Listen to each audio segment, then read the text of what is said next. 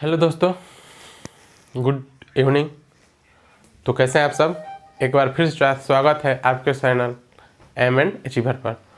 तो हम लोग क्लास कर रहे थे पॉलिटी के, जो कि हम लोग पढ़ चुके हैं 1892 के भारत परिषद अधिनियम। आज हम लोग क्लास करनी है भारत परिषद अधिनियम 1919। क्या होता है कि थोड़ा ही हम लोग बातें कर लेते हैं थोड़ा पीछे वाली क्लास की। जैसे कि हम लोग ने देख रहा था कि क्वेश्चन के साथ साथ जैसे पढ़ाई चल रही है पॉलिटी की और बायोलॉजी क्लास चल रही है, तो उसके साथ साथ हमने क्या किया, टेस्ट सीरीज की बैच भी चालू की है। तो आप लोग क्वेश्चन उसमें देख रहे होंगे। क्या है क्वेश्चन की, जो कि कुछ प्रीवियस ईयर के क्वेश्चन भी इसमें सम्मिलित हैं और कुछ आने वाले संभावित प्रश्न के भी जिक्र किया जा रहा है। कुछ शॉर्ट क्लास में भी दिया जा रहा है कि जो शॉर्ट क्लास है तो शॉर्ट क्लास के अनुसार एक तथाकथित अनुसार अनुमानित प्रश्न के अनुसार, संभावित प्रश्न के अनुसार कि लगाया जा रहा है अनुमान कि प्रश्न आने वाले हैं।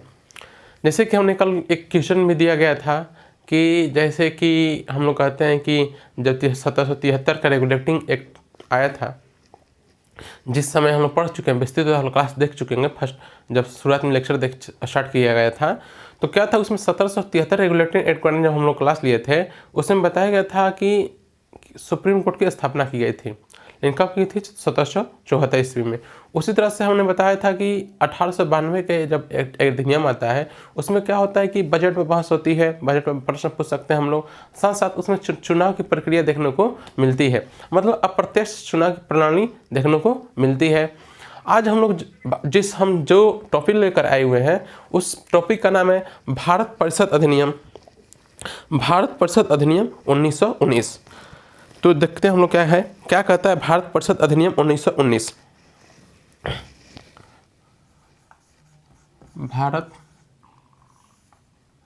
परिषद अधिनियम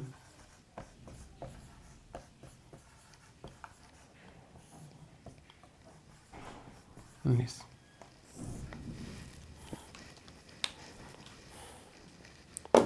सॉरी आप लोग को भारत परिषद अधिनियम 1909 भी पढ़ाना है ना जी। सॉरी, भारत परिषद अधिनियम 1909 क्या था उस भारत परिषद अधिनियम 1909। हम इसे भारत परिषद अधिनियम जो है, भारत परिषद अधिनियम 1909 जो है, हम इसे इंडियन काउंसिल एक्ट 1909 भी कहते हैं। इंडियन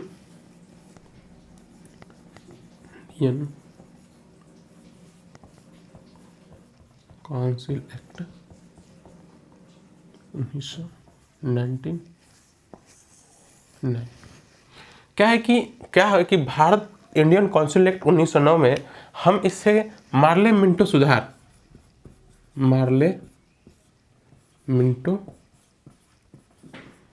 भी कहते हैं। मार्ले मिंटो सुधार कहते हैं इसे, मार्ले मिंटो सुधार भी कहा जाता है। जो मार्ले मिंटो सुधार है, तो मार्ले मिंटो सुधार को लाने के लिए सबसे पहला कारण क्या था? जब 1909 का भारत परिषद अधिनियम लाया गया, इसका मुख्य कारण क्या था, इस बारे में हम पहले चर्चा कर लेते हैं। और हम लोग ऐतिहासिक कारण देखें तो ऐतिहासिक कारण क्या है कि 1905 में बंगाल का विभाजन हो चुका था और राष्ट्रवाद जो था एक चरम सीमा पर उभरते हुए दिखाई दे रहे थे। जैसे कि हम लोग कहते हैं कि भारत क्या है, विविधताओं वाला देश है। भारत में अनेक प्रकार के धर्म जाति के लोग रहते हैं। उस समय क्या हुआ कि सभी लोग एकत्व मतलब एक राष्ट्र की भावना उभरते हुए, राष्ट्रवाद की भावना उभरते हुए सामने आ रही थी। तो इसकी वजह से देखते हुए क्या किया गया, 1905 में क्या किया गया, बंगाल का विभाजन कर दिया गया। 1905 में बंगाल का विभाजन कर दिया गया और साथ साथ अब उसकी बंगाल के विभाजन करने के बावजूद भी क्या हो रही थी, जो राष्ट्रवाद की प्रबल भावना थी वो भी काबू नहीं हो पा रही थी। इसके लिए भी इस अधिनियम को लाया गया। और कुछ ऐसे भी कहा जाता है, कुछ ऐसे भी कारण थे जो कि कहा जाता है कि जो 1892 के अधिनियम में जो कमियां रह गई थी उस कमियां को सुधारने के लिए लाया गया था। इस अधिनियम को लाने से पहले क्या किया, इस अधिनियम को सर अरुंडेल समिति की अनुशंसा पर इस अधिनियम को सर अरुंडेल समिति की अनुशंसा पर फरवरी 1909 में, फरवरी माह 1909 में लाया गया था। बस समझ में यहाँ पर हम लोग बात समझने की बात यहाँ पर है कि हम इस अधिनियम को, भारत परिषद अधिनियम को मार्ले मिंटो सुधार भी कहते हैं। इसे सर अरुंडेल समिति की अनुशंसा पर फरवरी 1909 में लाया गया। मार्ले जो थे, मार्ले मिंटो सुधार क्यों कहते हैं? मार्ले जो थे, लॉर्ड मार्ले जो थे, लॉर्ड मार्ले वो भारत राज्य के ब्रिटेन में सचिव थे, भारत राज्य के सचिव थे, भारत राज्य के हम से ब्रिटेन में, इंग्लैंड में हम कह सकते हैं, इंग्लैंड में भारत राज्य के सचिव थे। ये तो जानते हैं मिंटो क्या थे? वायसराय थे, भारत के वायसराय थे, लॉर्ड मिंटो। बात समझ में आया कि क्या हुआ कि हम लोग इस अधिनियम को मार्ले मिंटो सुधार इसलिए कहते हैं क्योंकि जो वायसराय थे, जो मिंटो थे क्या थे? भारत के वायसराय थे, और साथ साथ जो मार्ले थे, वो लॉर्ड मार्ले थे, वो क्या थे? इंग्लैंड में भारत राज्य के सचिव थे। और साथ साथ इससे जो अधिनियम लाया गया, इस पर भारत परिषद अधिनियम लाया गया, जो एक्ट लाया गया, इस एक्ट को सर अरुंडेल समिति की अनुशंसा पर लाया गया। इस एक्ट के लाने के पीछे क्या कारण थे? अगर देखा जाए तो हम लोग मुख्य कारण था कि भारत में प्रबल उभर रही राष्ट्रवाद की भावना, एक आज़ादी की भावना, उसे एक सभी धर्म के लोग क्या होते थे, एकत्व की भावना, उसे कोशिश किया जा रहा था उसे तोड़ा जाए। किस तरीके से तोड़ा जाए, किस अधिनियम के तहत तोड़ा जाए, इस प्रक्रिया को तोड़ने के लिए कहा जाता है कि इस एक्ट को लाया गया। लेकिन जब एक अधिनियम को लाया गया था, उस समय उन लोगों का नाम था कि जो 1892 में कुछ कमियां रह गई हैं, उस कमियों को सुधार करने के लिए क्या किया जा रहा है? इस अधिनियम को लाया जा रहा है। तो हम लोग जानेंगे पहला क्या था? भारत को विधि निर्माण तथा प्रशासन में भागीदारी। मतलब कि कहने का तात्पर्य हुआ कि और देखा जाए उद्देश्य क्या था, और हम लोग कहा जाए कि भारत परिषद अधिनियम को लाने का मुख्य उद्देश्य क्या था? हम तो डायरेक्ट नहीं कह सकते हैं कि क्या था कि राष्ट्रवाद की प्रबल भावना उभर रही थी, इस वजह से हम लोग पहले एक मुख्य उद्देश्य होता है। तो हम लोग ब्रिटिश का कहने का नाम था कि भारतीयों को विधि निर्माण क्या किया जाए? भागीदारी दिया जाए। भारतीयों को विधि निर्माण तथा प्रशासन में भागीदारी दिया जाए। तो हम समझ सकते हैं उद्देश्य क्या था? उद्देश्य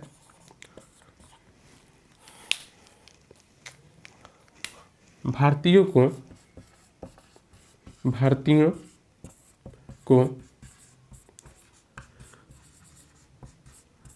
विधि निर्माण एवं प्रशासन में भागीदारी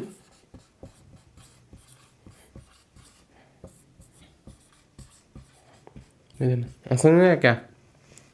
मुख्य उद्देश्य क्या था कि भारतीयों को विधि निर्माण और प्रशासन में भागीदारी देना। इसीलिए कहा जाता है कि जो सत्येंद्र नाथ सिन्हा थे, वो क्या थे? सत्येंद्र नाथ सिन्हा वायसराय के कार्यकारिणी में उपस्थित होने वाले पहले भारतीय थे।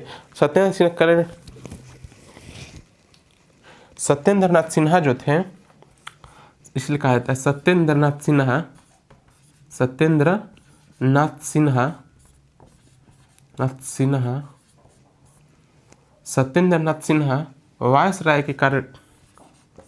वायसराय के कार्यकारिणी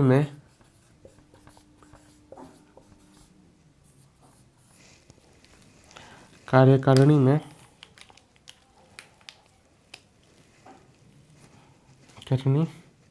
परिषद में नियुक्त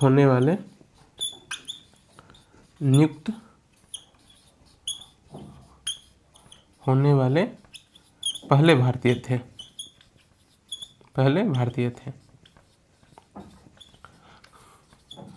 समझ यहाँ तक इसका उद्देश्य था, ब्रिटिशर्स का कहने का मतलब यह था, उन लोग कहते थे कि भारतीयों को जो है हम लोग हो सकता है कि उन लोगों को कुछ भागीदारी दे दें, तो जो राष्ट्रवाद की भावना है वो क्या हो सकती है, थोड़ी कम हो सकती है या बंद खत्म हो सकती है। तो उन लोगों ने क्या किया कि भारतीयों को विधि निर्माण एवं प्रशासन में भागीदारी देना शुरू किया कुछ। तो उन्होंने क्या, सबसे पहले सत्येंद्र नाथ सिन्हा को वायसराय के कार्यकारिणी परिषद में नियुक्त हुए, जो कि पहले भारतीय थे। इस क्वेश्चन को पूछा जाता है कि सत्येंद्र नाथ सिन्हा किस अधिनियम के तहत वायसराय के कार्यकारिणी में नियुक्त हुए। तो भारत परिषद अधिनियम 1909, चाहे पार्लियामेंट सुधार अधिनियम 1909, यही ऑप्शन में कोई एक रहे हम उसे कह सकते हैं। यहाँ एक इस क्वेश्चन में पूछा जाता है कि पार्लियामेंट सुधार अधिनियम 1909 जो है किस समिति के अनुशंसा पर लाया गया था, सर अरुणडले समिति के अनुशंसा पर। अब ये भी कहा जाता है कि भारत परिषद अधिनियम के समय, भारत परिषद अधिनियम 1909 के समय जो इंग्लैंड में भारत राज्य के सचिव कौन थे, लॉर्ड मार्ले। भारत ये भी क्वेश्चन पूछा जाता है कि सब छोटे छोटे एग्जाम में पूछा जाता है इस क्वेश्चन को, इस हम क्वेश्चन को गोलू क्वेश्चन कह सकते हैं। तो क्या होता है कि भारत परिषद अधिनियम 1909 जो है, क्या होता है कि वायसराय, भारत परिषद अधिनियम 1909 को जब लाया गया था उस समय भारत के वायसराय कौन थे, लॉर्ड मिंटो थे। ठीक है।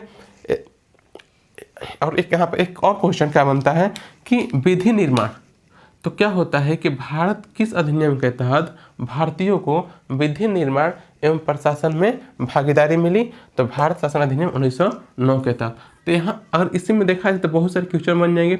इसी तरह से हम लोगों को क्या करना है, लॉजिक पर ध्यान देना है, कहाँ पर लॉजिक कंसेप्ट पर ध्यान देना है, कहाँ पर कंसेप्ट हो रहा है। इसी क्वेश्चन को क्या होता है, जब हम टेस्ट में देखिएगा एक ही क्वेश्चन किस तरह से घुमाया जा रहा है उस बात पर ध्यान देना है। देखिए सबका आंसर सिर्फ एक ही है, लेकिन क्या सबका आंसर एक है सिर्फ क्या, 1909। बस कभी 1909 न पूछो, कभी इस अब पूछते हैं कि भारत परिषद अधिनियम के तहत वायसराय के कार्यकारिणी में नियुक्त होने वाले प्रथम भारतीय कौन थे, तो अब यहाँ पर क्या है, सत्येंद्र नाथ सिन्हा। इसी कुछ अब यहीं पर क्वेश्चन रहेगा कि किस अधिनियम के तहत भारतीयों को विधि निर्माण एवं प्रशासन में भागीदारी मिली, तो किस अधिनियम के तहत, भारत परिषद अधिनियम 1909। तो इसी तरह कंसेप्ट पर ध्यान देना, हम लोगों को कंसेप्ट क्लियर करना है। किसी भी तरह से कंसेप्ट जब क्लियर होगा तो आप लोगों को क्या होगी, सोल्यूशन करने में क्या होता है, कोई भी एग्जाम हम लोग देखें, जब कोई स्टेट पीसीएस का एग्जाम देखें, यूपीएससी का एग्जाम देखें, वो क्या मांगता है, हम लोग से कंसेप्ट मांगता है। जब तक हम लोग कंसेप्ट क्लियर नहीं रहेगा, जब तक हम लोग शब्दों पकड़ नहीं रहेगी, तो हम लोग क्या होगा कि शब्द हम लोग क्वेश्चन के जाल में फंसते जाएंगे। क्या होता है कि हम लोग बहुत सारी चीज़ों पढ़ लेते हैं, बहुत सारे अधिनियम, बहुत सारे ऑथेंटिक बुक पढ़ लेते हैं, लेकिन क्या होता है फिर भी हमारा कंसेप्ट क्लियर नहीं होता। क्यों? क्योंकि क्या होता है आज के समय क्वेश्चन क्या होता है कि अगर हम लोग संविधान तो दिन प्रतिदिन बढ़ नहीं रहा है, जो ऐतिहासिक संविधान, जो संविधान जो निर्णय हो चुका है और दिन प्रतिदिन संशोधन हो रहे हैं, लेकिन जब हम 1909 का अधिनियम है फिर से हम इसमें कुछ तो संशोधन नहीं कर देंगे, जो अगला संशोधन हो सकता है। तो क्या होगा, हमको इसको क्लियरिटी करना पड़ेगा, इस कंसेप्ट क्लियर करना पड़ेगा, इसमें क्या क्या प्रावधान है, तब जा क्या हो, इसमें क्या हो, क्वेश्चन जितने भी घुमा कर पूछा जाए, कितना भी घुमा दिया जाए, उसको लोचा कर दिया जाए, तो हम कोई परेशानी नहीं होगी। तो मेन बात है हम लोग कंसेप्ट पर। तो हम आगे चलते हैं, खैर बात छोड़िए, यहाँ तक चलते आगे क्या है तो समझ लिए। अब हम लोग देखेंगे कि इसमें भारत परिषद अधिनियम जो है 1909 जो है उसमें क्या क्या प्रावधान किए गए थे, तो इसको लिखना और लिख लीजिए।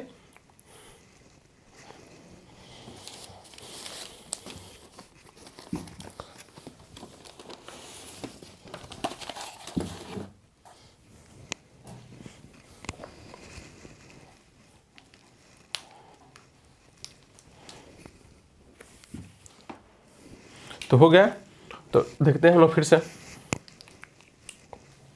इसको मिटा देते हैं हम।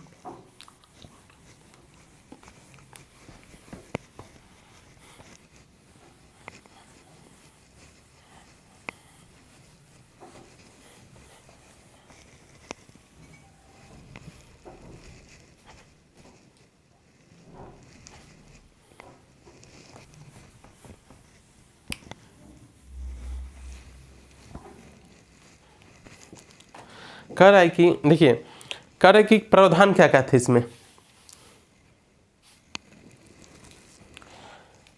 प्रावधान देखते हैं हम लोग।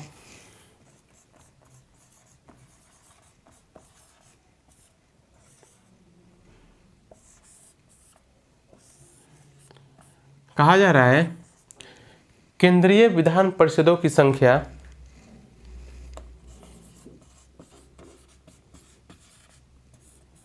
केंद्रीय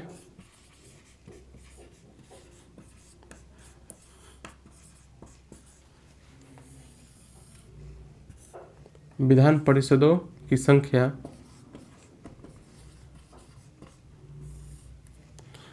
केंद्रीय विधान परिषदों की संख्या कितनी हो गई? 69।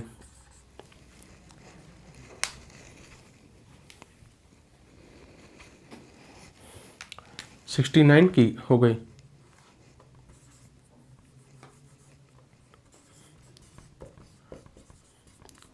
जिसमें से क्या थे, अब 69 हो गई।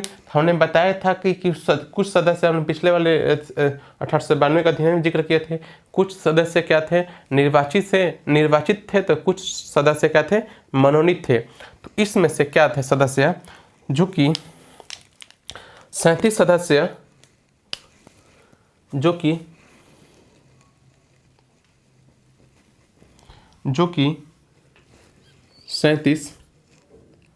37 और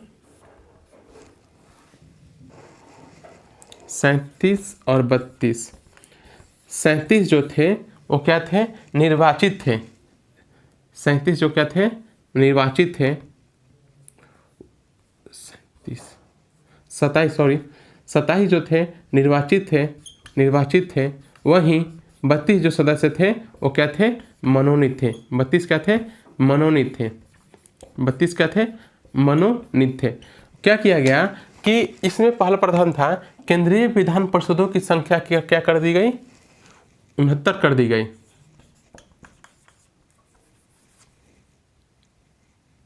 क्या कर दी गई, 69 कर दी गई।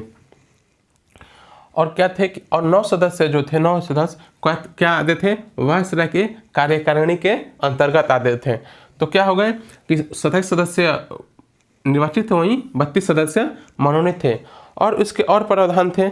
इसमें क्या किया गया, सांप्रदायिक निर्वाचक प्रणाली को लाया गया। सांप्रदायिक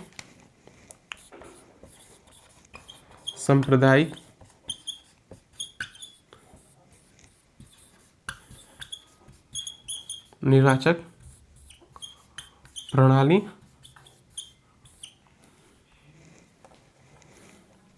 लाया गया।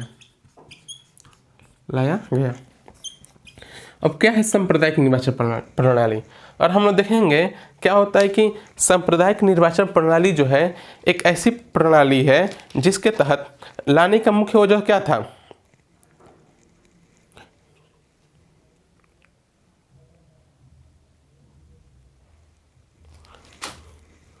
क्या था कि हम कह सकते हैं कि प्रथम बार हमने यहाँ एक कहा सांप्रदायिक निर्वाचन प्रणाली को कि प्रथम बार मुसलमानों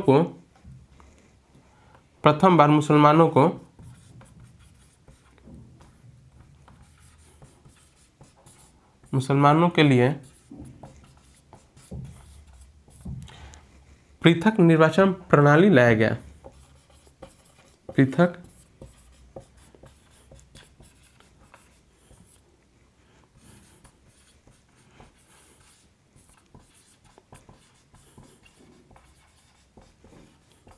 प्रावधान किया गया। देखिए समझिए यहाँ पर क्या था कि हमने पहले ही बताया कि क्या था कि भारत में क्या थे, भारत में आज भी क्या क्या विभिन्न प्रकार के धर्म रहते हैं। तो क्या है कि हम लोग समझ सकते हैं कि 1905 में क्या हुआ था, बंगाल का विभाजन हो चुका था। 1905 में बंगाल का विभाजन होने के साथ ही क्या किया गया कि बंगाल का विभाजन करने का मुख्य वजह यह था कि जो भारत के लोग थे, अब क्या थे, राष्ट्रवाद, एक राष्ट्र की भावना उसमें उन लोगों में एक जैसे कि हम कह सकते हैं जब 1857 क्रांति होती है, आप समझने की बात कीजिए, जब हम लोग हिस्ट्री पढ़ेंगे तो उसमें से समझ सकते हैं। जब 1857 की क्रांति होती है तो 1857 क्रांति में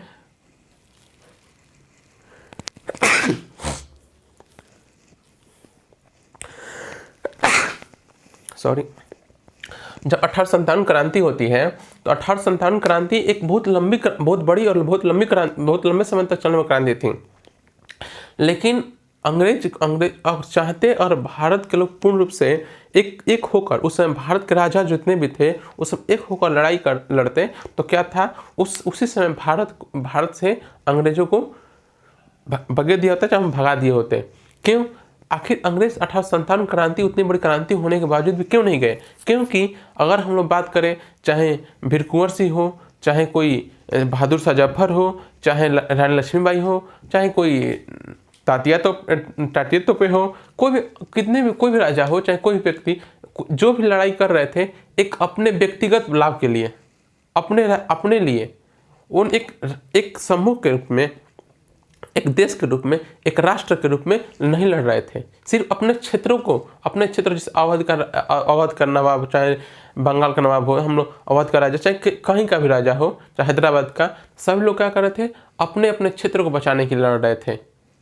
तो क्यों? इसका कारण यही कारण था कि अगर क्या होता है वहाँ पर कि जब 1857 क्रांति होती है वहाँ पर एकत्व की भावना नहीं थी। 1857 की क्रांति में बात करें, एकत्व की मतलब राष्ट्र की भावना नहीं थी, एकता की भावना नहीं थी। सिर्फ व्यक्ति, हम लोग कहते हैं व्यक्तिवाद, मतलब एक व्यक्ति की धारणा थी कि सिर्फ हमारा अधिकार, जो हमारा क्षेत्र है, जो हमारा अधिकारी क्षेत्र है वो सिर्फ मिल जाए, हम उसके लिए लड़ रहे थे। तो क्या होता है, पूरे क्षेत्र पर वहाँ भारतीयों द्वारा पूरे क्षेत्र पर कब्जा करने के बावजूद भी क्या करते हैं, ब्रिटिश द्वारा, अंग्रेज द्वारा क्या कहते हैं, धीरे धीरे उस क्षेत्र को अपने कब्जे में, अपने गिरफ्त में ले लिया जाता है। इसका कारण क्या था? इसका कारण था राष्ट्रवाद की भावना, राष्ट्र की भावना, एकत्व की भावना नहीं थी उस समय। अब धीरे धीरे क्या होता है, जब वही भावना जब धीरे प्रबल रूप से उभरने लगती है तो क्या होता है कि और कोई भी क्या होता है कि उन लोगों को तो कोई उनको समस्या थी। तो क्या था कि जब 1905 में क्या होता है कि उसी समस्या को दूर करने के लिए, एक राष्ट्र एकता को, लोगों के बीच एकता को तोड़ने के लिए उस समय क्या किया जाता है, 1905 में बंगाल का विभाजन किया जाता है। तो बंगाल का जब विभाजन किया जाता है तो और साथ साथ क्या कहता है, 1905 में जब बंगाल के विभाजन के बावजूद भी राष्ट्रवाद की भावना कमजोर नहीं पड़ती है तो क्या किया जाता है, इसे कमजोर करने के लिए सांप्रदायिक निर्वाचन प्रणाली को लाया जाता है। क्यों? इस सांप्रदायिक निर्वाचन प्रणाली क्या है कि प्रथम बार मुसलमानों के लिए पृथक निर्वाचन प्रणाली दिया गया। क्या था पृथक निर्वाचन, सांप्रदायिक निर्वाचन यह था कि जैसे कि हम समझ सकते हैं, जैसे कुछ क्षेत्र है, ठीक है, तो कुछ क्षेत्र है, यहाँ पर दो भागों में बांट देते हैं। यहाँ पर एक मुसलमान क्षेत्र है, कुछ हिंदू भी है, यहाँ पर कुछ हिंदू मुसलमान इस क्षेत्र में भी है। लेकिन इस क्षेत्र में क्या था, जो क्षेत्र है, मतलब ए इस क्षेत्र को कहते हैं और इस क्षेत्र को बी कहते हैं, ठीक है। जो क्षेत्र ए था, क्षेत्र ए में क्या था, मुसलमानों की संख्या अधिक थी, और बी क्षेत्र में क्या था, हिंदुओं की संख्या अधिक थी, ठीक है। अब इन्होंने क्या किया कि जिस क्षेत्र में क्या था, मुसलमानों की संख्या अधिक थी, उस क्षेत्र में इस सांप्रदायिक निर्वाचन को दे दिया। इस सांप्रदायिक निर्वाचन ऐसी प्रणाली है जिसमें एक क्या होगा, जो चुनाव लड़ेगा, जिस धर्म से जो व्यक्ति मुसलमान का प्रतिनिधित्व करेगा, तो उस व्यक्ति को सिर्फ मुसलमान लोग ही वोट करेंगे, उसे कोई और अन्य धर्म के लोग नहीं वोट करेंगे, उसे मतदातित नहीं करेंगे। क्यों? तो जिस वजह से यहाँ देखा जाता है कि इसमें ये चीज़ प्रावधान लाया गया। तो अगर हम लोग देखें क्या था, एक फूट डालो और राज करो, हम ऐसी यहाँ पर दिखता है, फूट डालो और राज करो की नीति। यहाँ पर हम लोग कह सकते हैं ये क्या है, फूट डालो और राज करो की नीति देखने को मिलती है, और राज करो की नीति देखने को मिलती है, फूट डालो और राज करो की नीति देखने को मिलती है। क्यों? क्योंकि अगर यहाँ पर सांप्रदायिक निर्वाचन न भी दिया जाए तो क्या था, यहाँ पर बहुलता अधिक थी, जीतता तो मुसलमान ही, लेकिन इस चीज़ को, इस भावना को, तो उस समय क्या थी, इस भावना को तो नहीं समझ में, सिर्फ क्या थे, तो क्या था कि जो भीड़ में क्या होता है, जब किसी भी तरह से भीड़, जब एक राष्ट्र की भावना होती है, जब अपने आप की जब भावना होती है, उस समय क्या होता है, चेतना की जो सोचने की प्रवृत्ति है वो एक खत्म हो जाती है। जिस तरह भीड़ चलती है उस समय सोचने वाले लोग बहुत कम होते हैं। तो वहीं उस समय वैसा भी हुआ। और आज के समय, अगर हम आज के समय की बातें करते हैं, प्रेजेंट का टाइम में बात करें, तो आज के समय में लोग क्या होते हैं, धर्म को लेकर, जाति को लेकर इतने एक कट्टरतापन की भावना देखने को मिलती है। और हम वहीं 20वीं सदी की बात कर रहे हैं, मतलब 20वीं सदी की शुरुआत की बात कर रहे हैं, 1909 की शुरुआत, 20वीं सदी की शुरुआत की बात कर रहे हैं, 1909 में बात कर रहे हैं। आज हम 21वीं सदी में जी रहे हैं, फिर भी कोई बदलाव नहीं।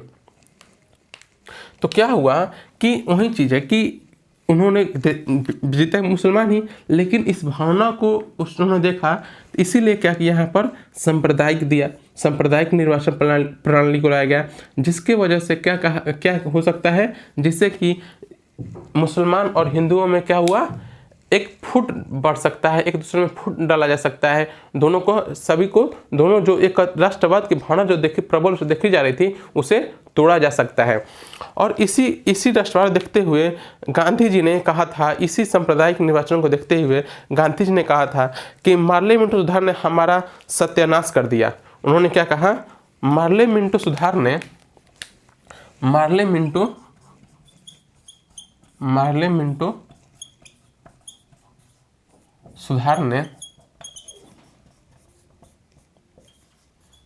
हमारा सत्यानाश कर दिया। देखिए क्या कर दिया, मार्ले मिंटो सुधार ने हमारा सत्यानाश कर दिया। क्योंकि अगर हम लोग देखा जाए, आज के समय देखते हैं पाकिस्तान चाहे बांग्लादेश, जो आज़ादी के बाद क्या हुआ, विभाजन हो गया। तो क्या था कि आज अगर हम लोग देखें तो उसकी नींव क्या होता है, कोई भी बड़ा परिणाम होता है जब देखने को मिलती है, चाहे कोई भी प्रक्रिया हो, क्या होता है, एकाएक देखने को नहीं मिलता है। क्या तो उसके लिए क्या होता है, समय लगते हैं। तो उस समय को देखते हुए क्या होता है कि हम लोग उसकी जो नींव है, उसकी नींव क्या हो चुकी थी, अब धीरे धीरे रखा चुकी है। सिर्फ क्या होता है, उसके परिणाम है बहुत लंबे समय के बाद दिखाई दिए, एक बहुत बड़ा परिणाम के रूप में देख सकते हैं, जो कि आज के दिनों में भी हमारे सामने बहुत बड़ी चर्चा बनकर सामने रहती है। तो वही बात कहा जा रहा है कि पाकिस्तान की बनने की नींव क्या होता है, इसी समय से रख दी जाती है। तो क्या थे, केंद्रीय विधान परिषदों की संख्या में बढ़ोतरी की जाती है, और साथ साथ सांप्रदायिक निर्वाचन को लाया जाता है, जिसमें मुसलमानों के लिए पृथक निर्वाचन प्रणाली की व्यवस्था की जाती है। और साथ ही साथ यहाँ पर यह भी कहा जाता है कि जो भारतीय थे, भारतीय सदस्य को प्रश्न पूछने का अधिकार है। जो भारत के सदस्य थे, प्रश्न पूछने का अधिकार है। इसको लिखना हो लिख लीजिए, भारतीयों को प्रश्न पूछने का अधिकार है। भारतीयों को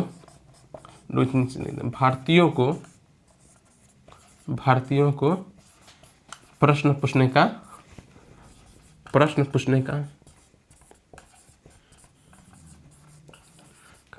अधिकार है। अब देखिए यहाँ पर क्या कहा जा रहा है कि भारतीयों को प्रश्न पूछने का अधिकार है, लेकिन देखिए, लेकिन यहाँ पर सब कुछ छुपा हुआ है। लेकिन वो जो प्रश्न है विदेशी मामले,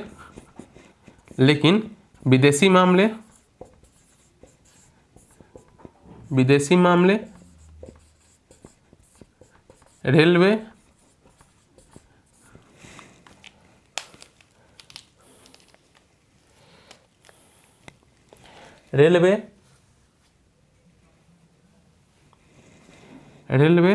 व्यापार या ऋण ब्याज के संबंध में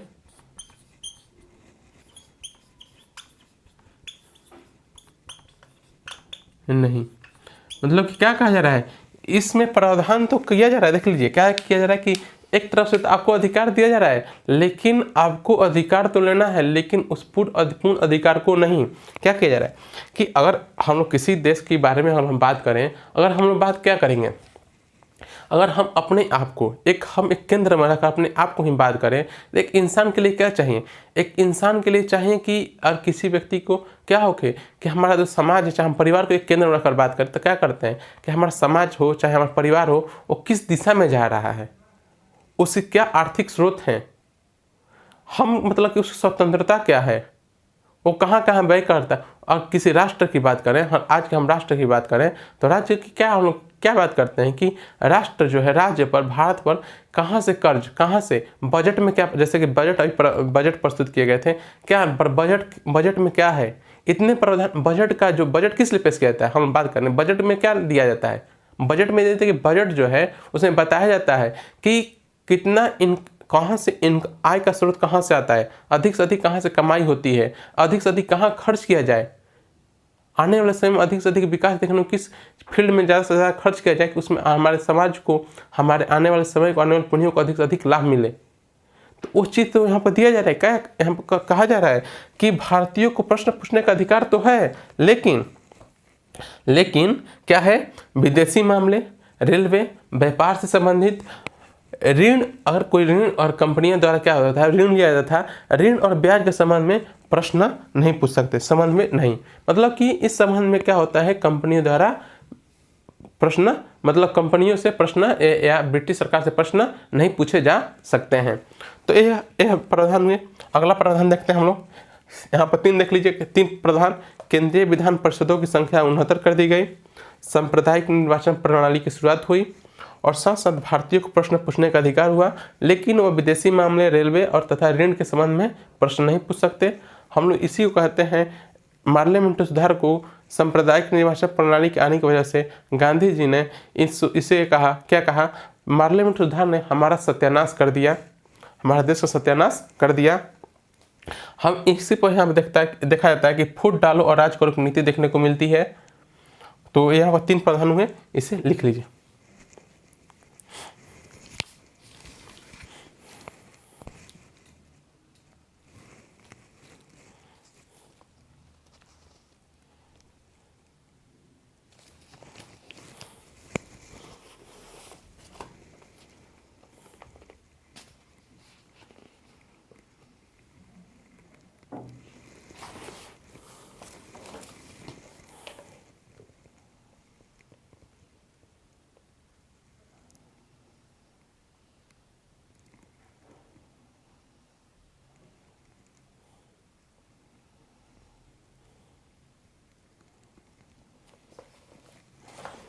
हो गया, तो इसे रफ कर देते हैं।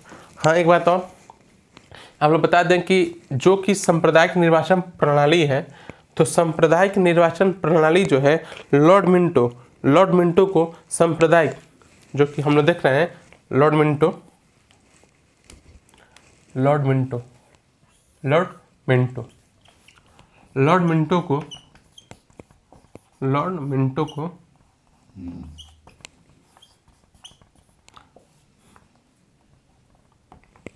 को सांप्रदायिक निर्वाचन प्रणाली के जनक मानते हैं। सांप्रदायिक निर्वाचन प्रणाली के जनक। ठीक है, यह रहा हमारा प्रावधान भारत परिषद अधिनियम 1909 का। तो यहाँ तक समझ में आ गया, तो देखते रहिए। और अगला हम लोग टॉपिक देखेंगे क्या है, भारत शासन अधिनियम 1919 है, भारत शासन अधिनियम 1919, भारत शासन अधिनियम 1935।